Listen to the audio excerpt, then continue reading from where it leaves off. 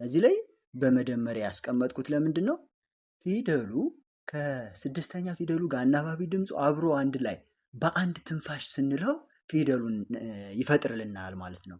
ል ሲደመር ል ለ ሚለው ይህ ፊደል አፈጣጠሩ ይህን ይመስላል ማለት ነው። ሚስጥሩ ከገባችሁ ፊደሉን ለመጥራት የሆነ የዛን አናባቢ ድምፅ ቅላጼ ማምጣት አለባችሁ ማለት ነው።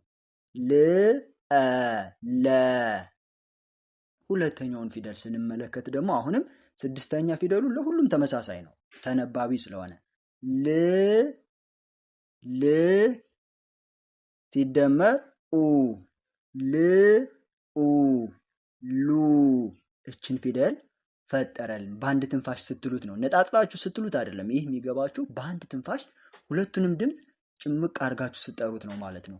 ሉ የሚለውን ድምፅ ታገኛላችሁ ማለት ነው። ሶስተኛ ላይ ስንመለከት ል ሲደመር ኢ ል ኢ ሊ ሶስተኛዋን ፊደል ፈጠረልን ማለት ነው። በዚህ መልኩ መለማመድ አለባችሁ ማለት ነው። ል ሲደመር አ ል አ ላ አራተኛን ፊደል ፈጠርን ማለት ነው። ል ኤ ል ኤ ሌ አምስተኛን ፊደል አሁንም ጠራን ማለት ነው። አፈጣጠሩ የፊደሉ አፈጣጠር ነው እያየን ያለ ነው። ምን አይነት ድምፅ በውስጡ እንዳለው እንድትረዱት ፈልጌ ነው። ስድስተኛ ፊደል የሚል ድምፅ ነው ያለው፣ አይቀየርም። ል ሲደመር ል ለስለስ አድርገን በደንብ እንትን ሳንል ከሶስተኛ መለየት አለባችሁ። ሶስተኛ ላይ አናባቢ ድምፁ ኢ ነው አይደል? ኢ። እዚህ ላይ ግን ነው፣ ል ነው የምንለው። ል አይቀየርም ድምፁ ማለት ነው።